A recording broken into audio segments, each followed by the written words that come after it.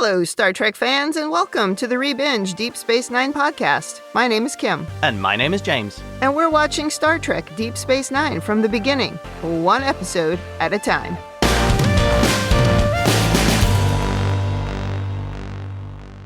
Welcome back to the podcast. Today we are on Season 6, Episode 10, The Magnificent Ferengi. This episode aired January 1st, 1998. Who in the 90s was airing new shows on New Year's Day? Well, Deep Space Nine was. For the 90s, it seems very strange. And maybe that's not even really what happened. It probably depended on where you were, but this is the date that Paramount Plus is giving me, so I'm just going with it. Taking them at their word. That's right. Before we start on this episode, anything to say about last week's episode, which was a bit unpopular? It had not aged well. No, it was really hard to watch that second time to do the notes. It was just like, torture. But moving on, and then I was very concerned that we were walking into a Ferengi episode. I can understand your feelings about that. They have not been very good. No. And I do not think you can typically call the Ferengi magnificent. Yeah, it's an oxymoron right out of the gate. Perhaps Nog in later life, but not at this point. No. Well, all right, should we get going on this one? Absolutely. Here we go. We open in Quark's bar, where Lita appears to have been promoted to bar staff now, if you noticed. Yeah. Quark brings in a huge shipment of squill syrup, which apparently is very popular, but also in short supply. He then launches into a story about how he figured out the shortage was deliberate, and he was able to secure himself a supply. There's some applause, and he is about to launch into another tale of his economic and negotiating prowess when Miles, Dax, and Bashir come into the bar. They're back from a mission, and the focus of the bar now shifts to the returning heroes. Miles says they're the first mission behind enemy lines since the Dominion retreated. Well, the first to return anyway. Yeah. Quark is somewhat jealous that he's no longer the focus of attention, and Odo explains, they're heroes, Quark.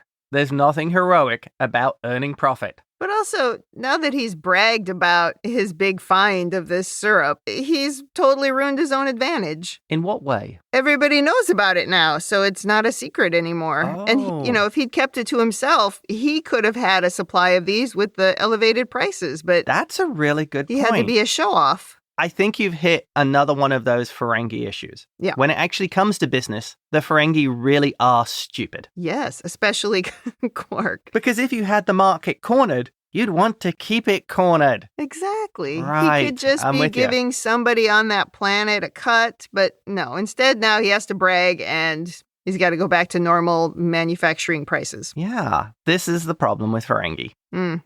One of Quark's employees comes to tell him that the Grand Nagus is calling. And Quark is very excited because he's an idiot, as every time the Nagus calls him, it usually ends up Quark being in a sticky situation, or something bad happening to him, or him getting the short end of the stick. Yeah, that's absolutely true. How he hasn't figured this out yet, I have no idea. And also, you said that one of the waiters came to tell him this, but actually what happened is the waiter whispers in his ear, which I can only imagine is so that this guy doesn't have a line, so they didn't have to pay him.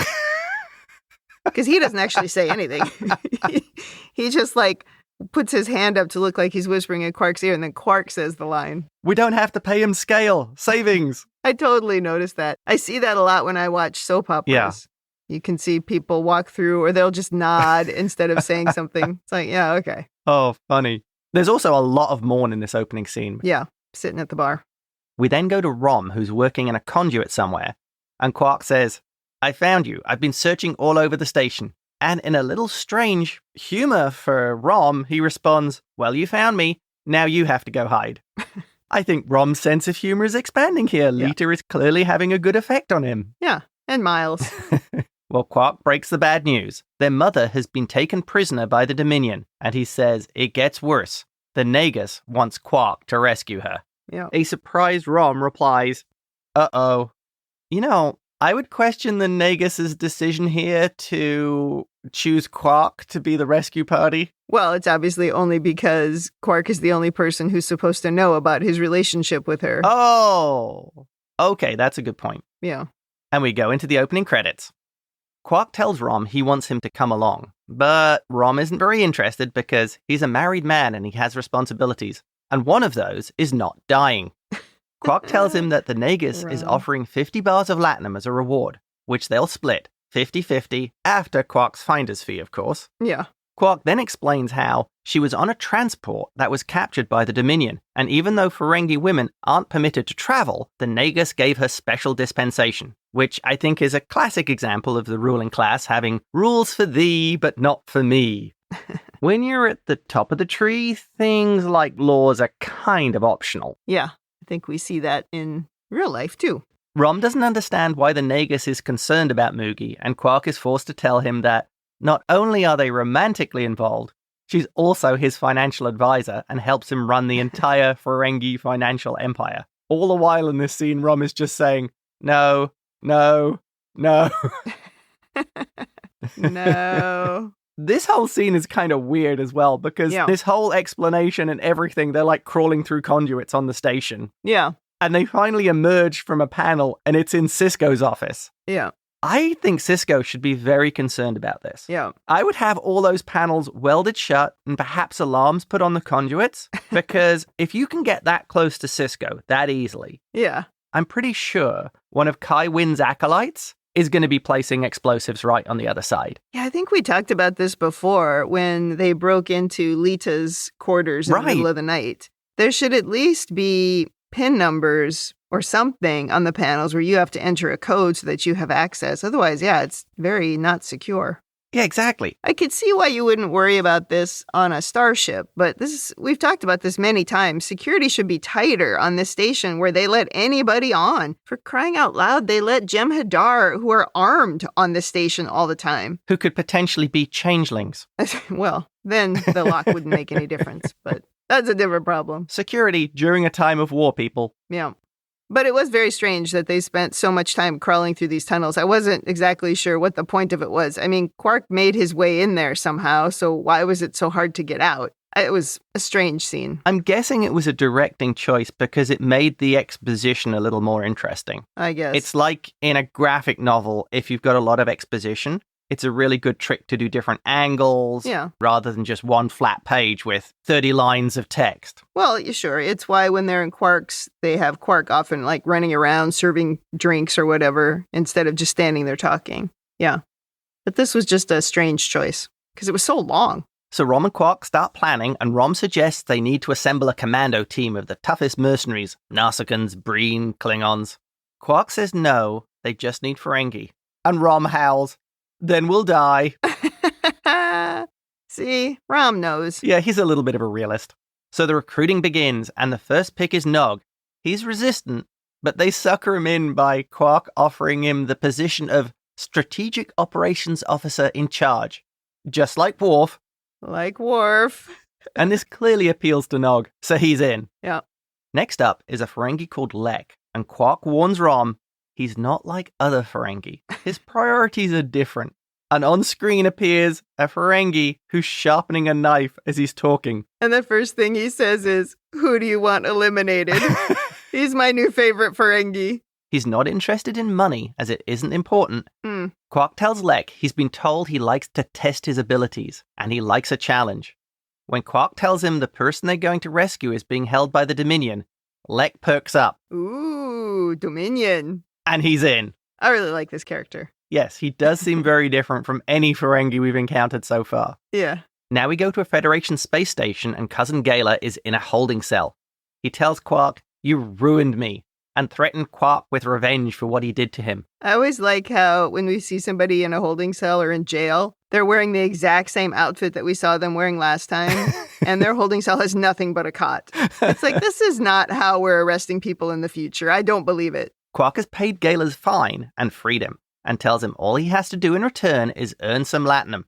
Galen's attitude suddenly shifts, and now he's interested. Yeah. So now they have 5. Yeah, they do this little thing between Rom and Quark where every time they get another person, they hold up the number. It's a nice little touch. Yeah, that's cute. Back on Deep Space Nine, Nog is attempting to train the 4 Ferengi. It is not going well. Nog starts by wanting them to call him Sir, which almost results in a fight. Why would they call him Sir? It's so dumb. They're not in Starfleet. I think Nog is completely translating his Starfleet training here and trying to do the same thing. Yeah, and he's a little power hungry. Oh, that could be. He does want to be like Commander Worf. He wants to be Worf. One thing that I really liked in the scene is you get a good shot of Gaila's purple pants. But also they make Gaila a lot dumber, it seems like, than the episode where they introduced him, where he actually seemed pretty savvy. In this episode, he's like looking at the pad upside down and he's just kind of dopey. I think maybe they're playing here that Gaila is completely a fish out of water. He says, I think a couple of times in the episode of, I'm an arms dealer. I don't know how to use these things. Yeah, not a soldier.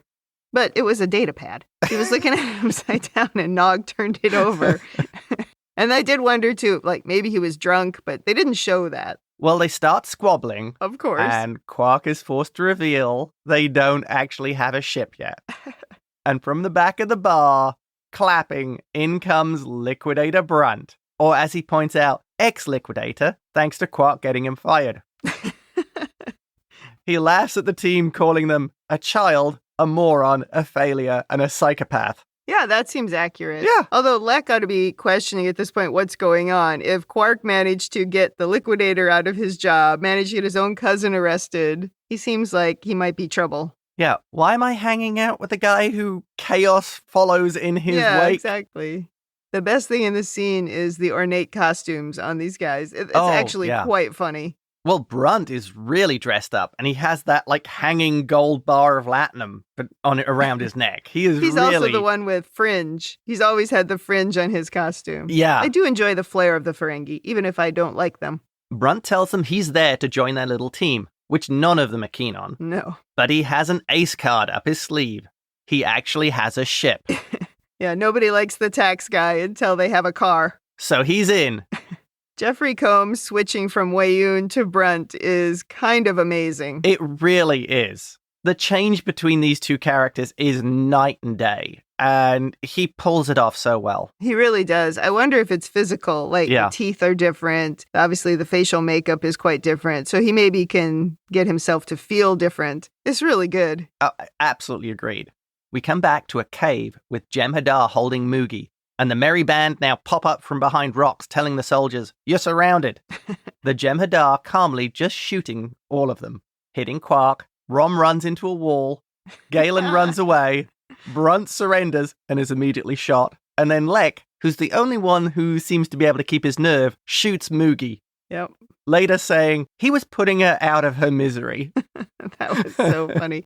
But when Brent surrenders, I just laughed. I'm like, why are you surrendering to a hologram? A disappointed Nog freezes the program and tells them this is the 8th run-through and they've not been able to hit a single Jem'Hadar. Quark is despondent that they don't have the skills to rescue Moogie. And then Rom tells him perhaps they're doing the wrong thing. They're not commandos, they're negotiators. They should trade something that the Dominion wants for Moogie.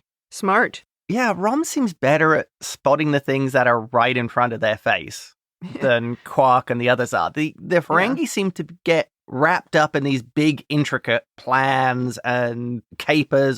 Quark does this, whereas often the simple approach is the one that actually would work out. But also Rom's new job, there's probably a lot of troubleshooting that he has to do. And this is an example of troubleshooting where you just need to find a solution to a problem. You don't have to come up with some whole big convoluted plan. Yeah, exactly. In Sisko's office, Sisko tells Quark that he should thank Major Kira for convincing him to talk to Starfleet. Kira tells him she's returning the favor for breaking her out of the holding cells during the occupation. Yeah, this is why there's always value in helping others. Although I think Quark has historically been pretty good at quid pro quo. Oh, very much so. And Quark leaves saying he should go and pick up his prisoner.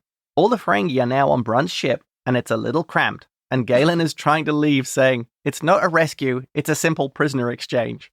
He's trying to get out of it. Yeah, but still, if you're going to get paid and it's simpler, don't be dumb. The exchange is to be made on the Empok Nor station, which we saw in... Empok Nor. That was the name of the episode. The most aptly named episode. Personally, I hope that they check for more hidden Cardassians when they get there. Yeah, I was wondering about that. And also for that goo that that's Derek put his hand in. Watch out for that. Maybe it affects Ferengi too. Yeah. Finally, Quark joins them with the prisoner, and we see it's Kevin. He's the prisoner they're going to exchange for Moogie. from rocks and shoals. Kevin doesn't seem very excited about being reunited with his people. No. And he keeps telling him that the Dominion's going to kill all of them, so what's the point? Kevin advises the Ferengi to send final messages to their loved ones and make sure their wills are in order. Because the moment they leave the station, they'll have all signed their death warrants. Meanwhile, he's going to take a nap. We now get a nice effect shot of Brunt's ship flying towards Empok Nor, which we know isn't Deep Space Nine because it's floating at a 45-degree angle. Which is so funny because there's no up and down in space. Yeah. So that could still be Deep Space Nine. I really like that effect. See, it's not the station, it's sideways.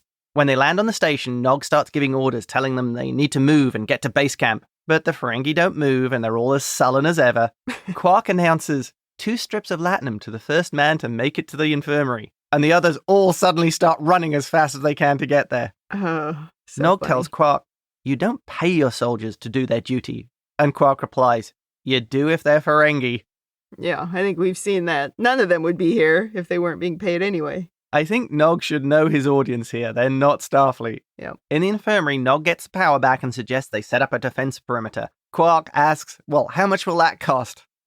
And Nog says, "There's no charge." And this is where Quark says, "Starfleet has corrupted you." Yes. Rom gets a transport jamming signal running, so they can't beam away their prisoner without their knowing. And we learn that the Vorta are supposed to kill themselves if they're taken prisoner. Leck seems to be the smart one here, because when he takes Kevin away to guard him in the other room, he's asking Kevin, "So, what's the most vulnerable part on a Jem'Hadar's body?" So, he's clearly got his smarts about know your enemy. I wonder if that's where he throws the knife when he gets him later. At the end of this scene, you can see how Rom is very impressed with Nog's discipline and drive, saying quite proudly, "My son the soldier." And Wet Blanket Quark replies, "They've ruined him." I think here you really do see the difference between Nog and the other Ferengi. Nog still seems to have a few of those Ferengi-isms, but his general attitude and behavior is very Starfleet. Yeah. He's much more motivated, he's more focused, and he's a lot less whiny. Well, and he's taken his training so seriously. Yes. The Ferengi are all bedded down and sleeping, and all of a sudden we hear a screaming. But they're not just bedded down and sleeping. They're all under tarps so that they don't look like they're actually people sleeping. Oh. They're totally hiding, heads completely covered. Oh. I didn't really look at it like that. No, they're hiding. That's funny. Yeah, they're hiding. Like a bunch of chickens. Well, we hear Ferengi screaming, which we've heard Rom do more than once. And they discover that Kevin has escaped.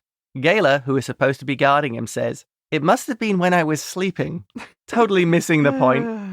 Yeah. Quark runs to the ship, followed by this motley bunch, and finds Kevin unable to get the ship's engines online. You are so underplaying the running.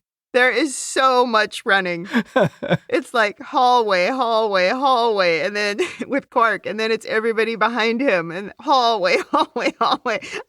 I was like, they never show this much running. It was crazy. I mean, I appreciate it because I think you should be running when it's an emergency. But then I started at one point to wonder, are we filling time? Because there's a lot of running. I think you're right. It was pretty funny. Yes. It is the opposite of what we've seen before, like when the reactor was about to melt down on the station. And we're walking. Toot, toot, toot. Walking down the corridor. I guess in season 6 we got longer corridors to allow some running. Well, Kevin can't get the engine started, and Quark very smartly had Rom disengage the induction matrix. So crisis averted. And then the station alarm sounds, and Nog informs them that a Dominion ship is approaching.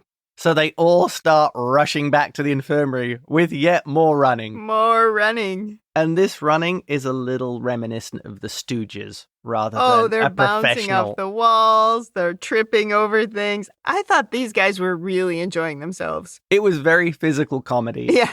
They make it back to the infirmary and the alarm stops. And Nog volunteers to go and see who's on the station. Opening the doors just a crack, he peers out, seeing, and I counted 13 Jem'Hadar on the upper level, all taking aim. Why so many for just a simple prisoner exchange? Right. With Ferengi. I'm going to guess it's because the original plan was just to go in guns blazing and just shoot the Ferengi and take it. Yes, I get the lay of the land and then just execute everybody there.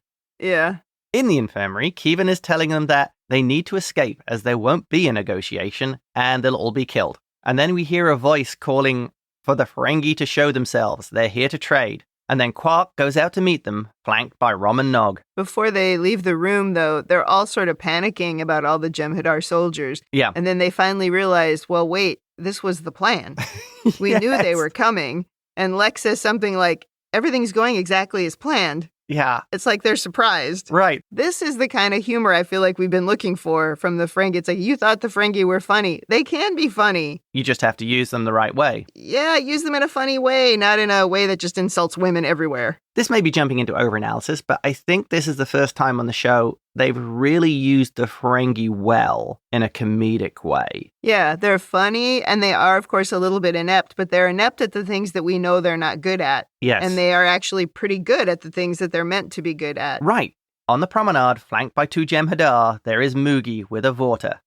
And we see the Vorta is Iggy Pop. The scariest Vorta ever to exist. I'm pretty sure he did that without any makeup. That's just how he looks.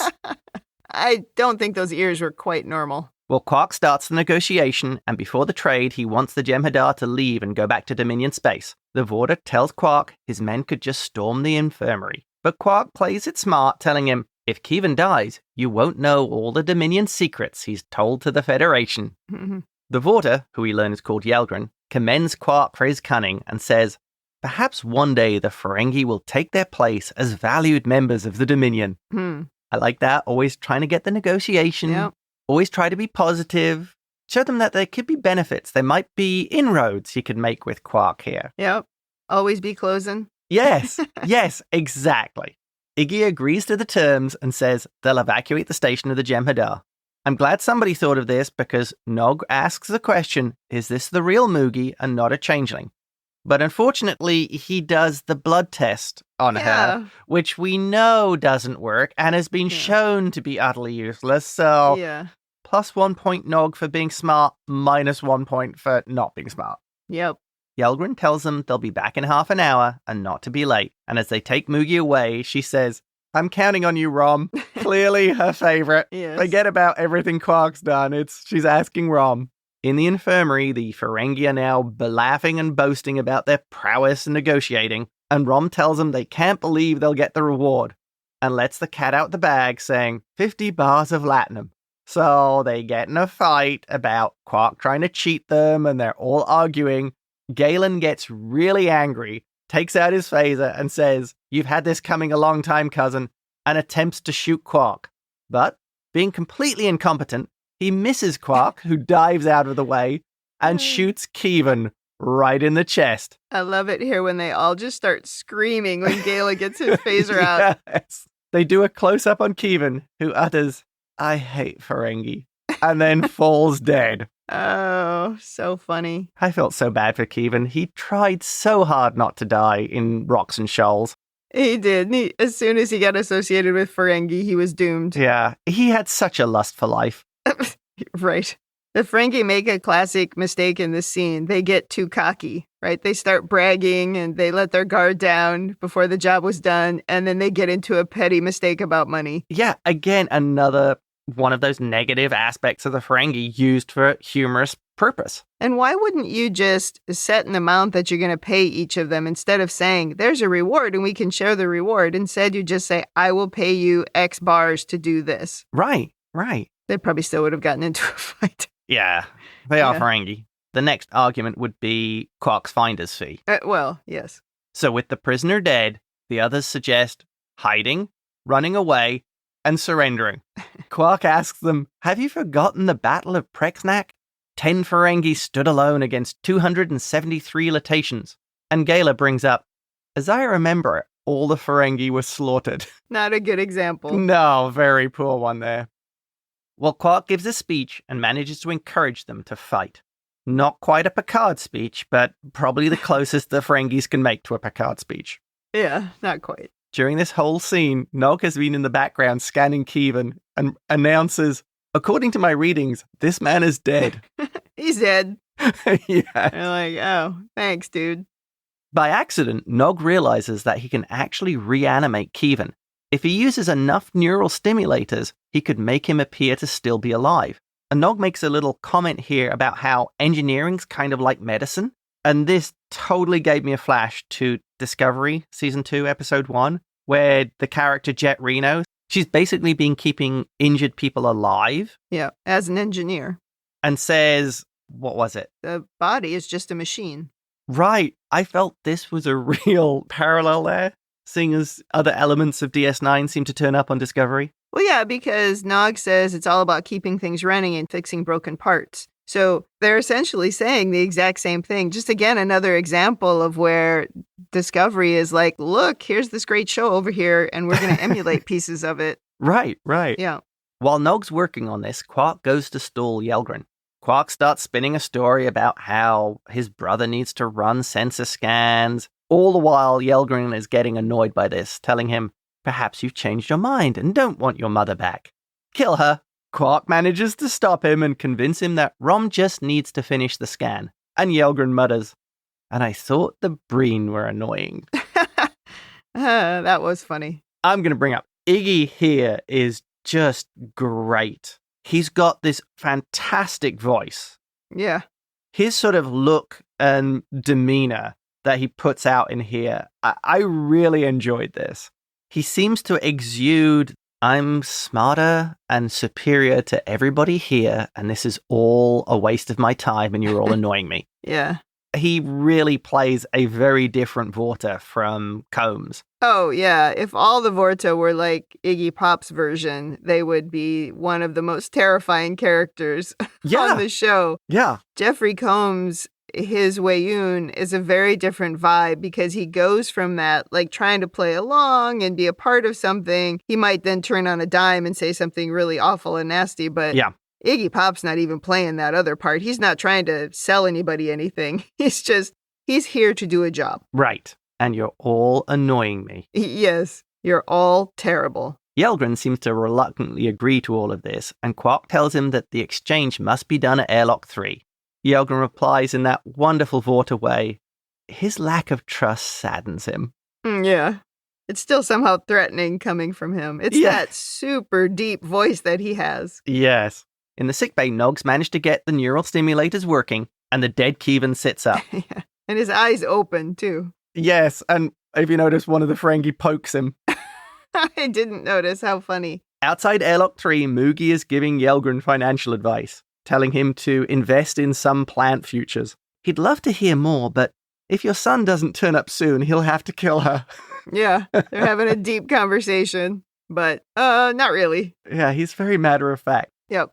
Finally, Quark and Kevin arrive and they start the exchange. They do the classic thing where each of them walk down different sides of a corridor. But from the beginning, Kevin looks peculiar. He's just standing there with his head turned to the side and not really standing normally. And he's sort of staggering. And Yelgren asks, what have they done to him? Yeah. Well... Just as Moogie reaches Quark, the reanimated Kevin sort of lurches sideways and starts walking into a bulkhead and just keeps on bouncing off. Quark and Moogie make a run for it, and Yelgren orders the Jem'Hadar to stop them.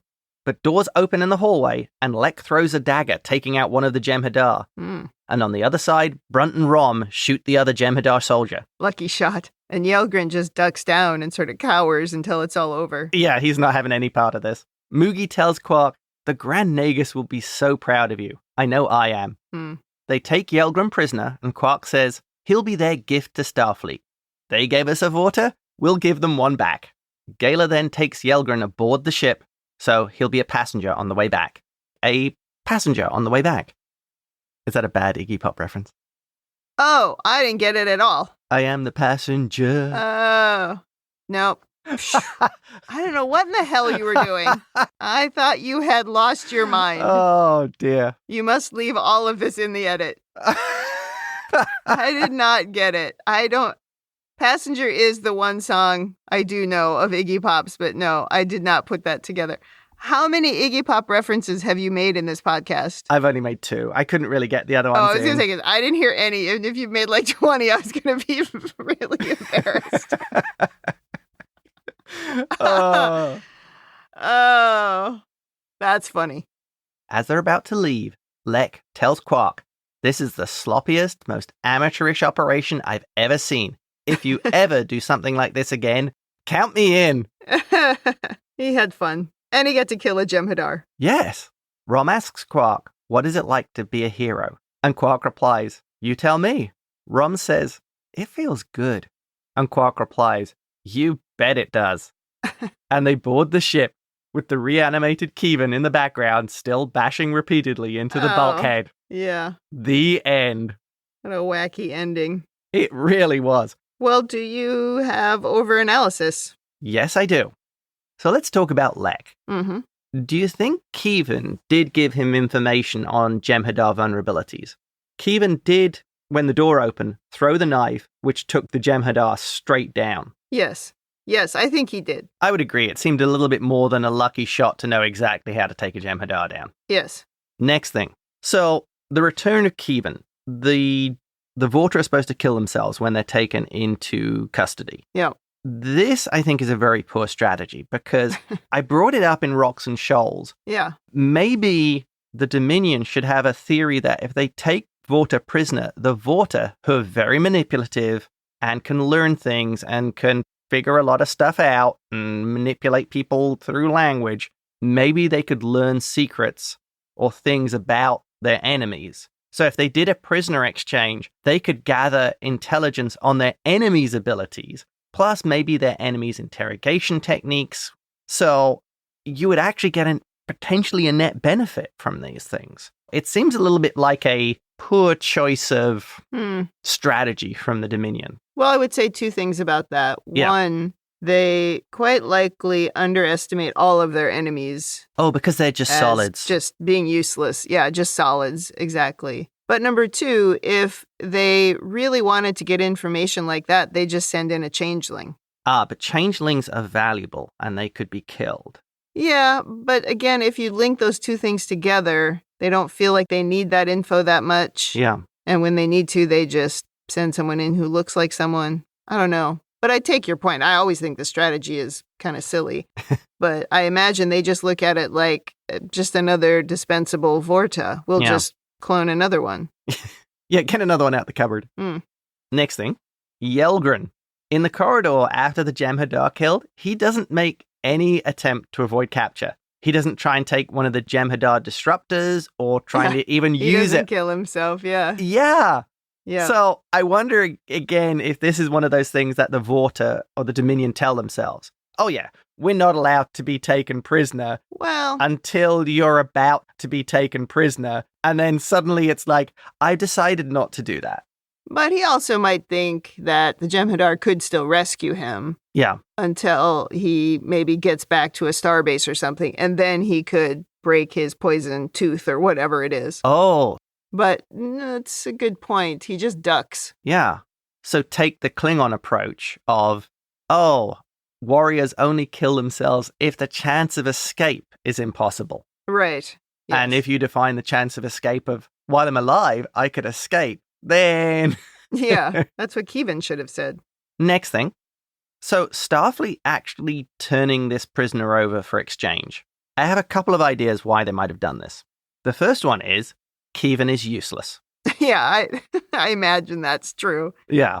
He has no intelligence value. He doesn't know anything. So maybe using him for a trade with the Ferengi would actually generate some Ferengi goodwill. I imagine Keevan probably did tell them stuff, but he told them everything he knew and they didn't need him anymore. Right. Because my second thing is they've already got everything they possibly could from Keevan. So now he's just a body taking up Federation resources. Give him back in exchange for something useful. Yeah, because he wanted to be taken prisoner. He was looking for a cushy life that he thought he was going to get in a Federation prison. Exactly. Yeah. And I think my final point is, wouldn't taking Ferengi citizens as prisoners be some kind of act of war? Well, I imagine it depends on what was happening. Was she on a Vulcan ship?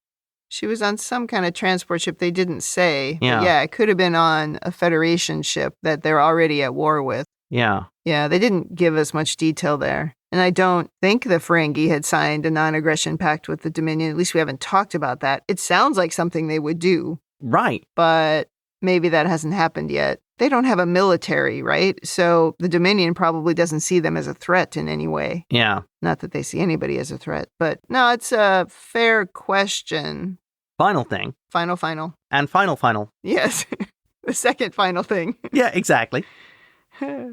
Now, why wouldn't the Nagus have hired mercenaries? He's got a lot of money. Surely money. he could hire some really good Klingons. Well, I wouldn't hire Narsikans. They'd probably just cause a complete mess. Well, that might be what he thought Quark would do. Remember, he's losing his grip a little bit, the Nagus. Yeah. So he maybe figured Quark would just pay some Narsikans to get it done. Good point. And then you would have that level of insulation against the Nagus wasn't doing this. The son of the woman who was kidnapped was doing this. Okay. Yeah. I would see that. That's a good point.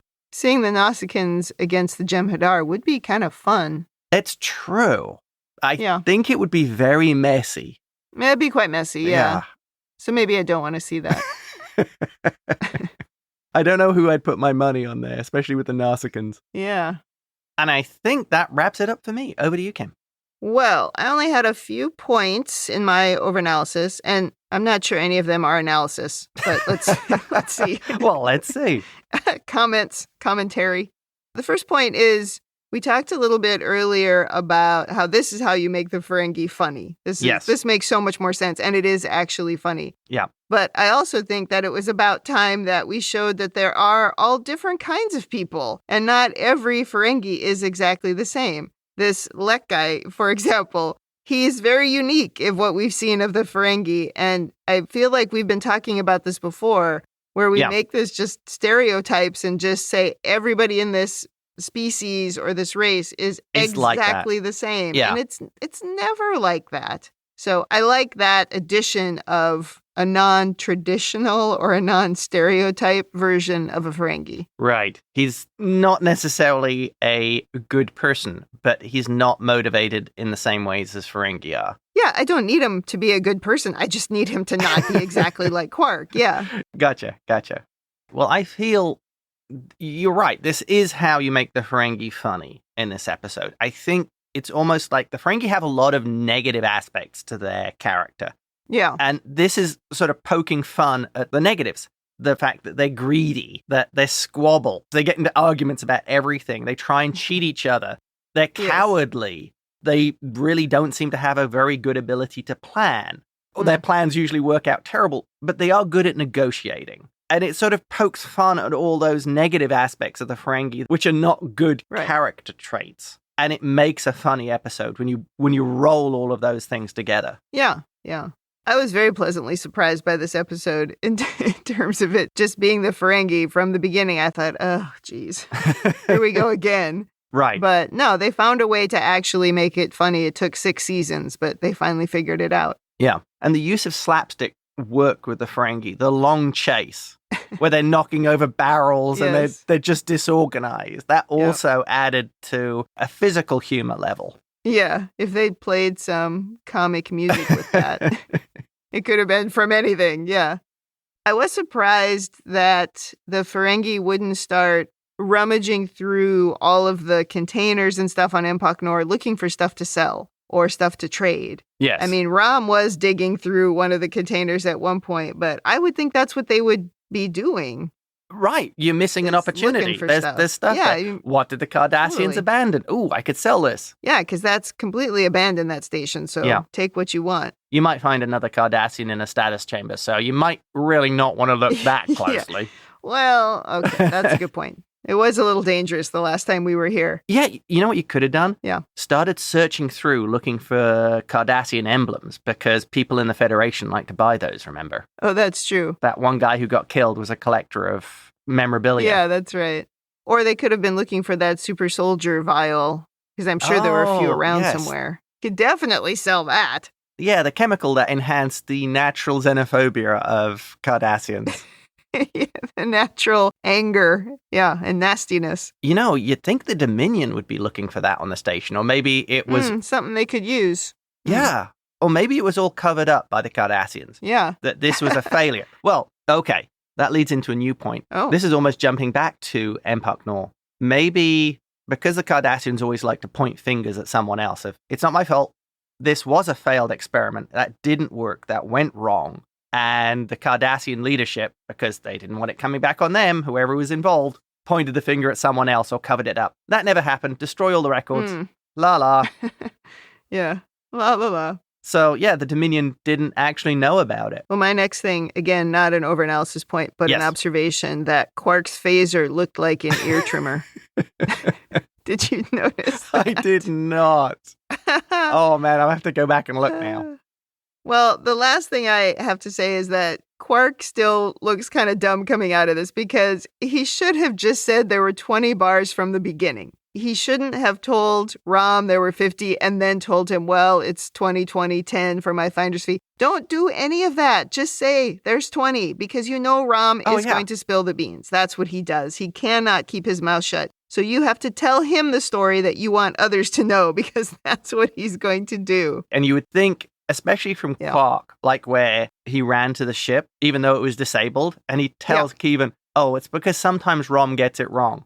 Yes. Wait a minute. So he knows. You remembered that then. Why didn't you remember it with the money situation? Yeah, still dumb. I think if you were a better Ferengi, you would have told Rom, look, there's 10 bars in it. I think it's part of his bragging. Like, oh, I have to brag that here comes 50. But it's just, all you do is end up costing yourself money. Again, that is another aspect of the Ferengi, of the bragging about their financial situation and what good negotiators are and how they're masters of finance. I mean, the reality is they're really not that great. They're not that smart, yeah. Well, that's all I have in my double quotes over analysis, close quote section. Yeah. So I'm going to move on to Women in the Future, where I, in a Ferengi episode, do not have a single note. Wow. So, shocking. Kira stood up for Quark, helping him. Yeah, Kira stood up for Quark because he did something for her. Even the interactions with Moogie, I mean, they were a little silly, but there wasn't a lot to it that was really insulting. I certainly enjoyed the part where Nog cut her hand to convince themselves that she wasn't a changeling, and then she starts beating on his head to say, that's how she's going to prove it, yeah. And then they get into a little argument. I mean, it was funny, but yeah, it wasn't insulting to women, and I can't believe I don't have any notes. Well, she also insulted Nog, and Rob said, well, that sounds like Moogie. Yeah, that was also funny. So let's just move on to rating. Thumbs up, thumbs down, or neutral. What is your rating? Absolute thumbs up. Really enjoyable episode. Really rewatchable because it is, the end of the day, it is kind of a funny episode. Yeah. Iggy Pop as a Vorta is just fantastic. It's one of those guest appearances where the role really fits the individual. Yeah. The fact he's just got a fantastic voice for it just makes it. Yeah. Everything about this episode, I think, really does revolve around using the Ferengi for humor and actually working for a change. Yeah, I also give it a thumbs up. Certainly more entertaining than last week's episode. And I feel in a way like we advanced the Ferengi because we did find a way to make them funny, which we've been trying to do since season 1 and have just failed at miserably. Right. And we added in somebody who wasn't exactly like every other kind of Ferengi. So I like that too. So we're showing that not everybody is exactly like this. So yeah, it was good. It was a fun episode and a standalone. And also Iggy Pop as a Vorta was terrifying.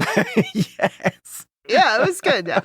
Totally thumbs up. Yes, if all the Vorta are like Iggy Pop, people would probably just be agreeing to their terms on just menacingness alone. Yeah, for sure. All right, that wraps up Season 6, Episode 10. Come back next week for Episode 11.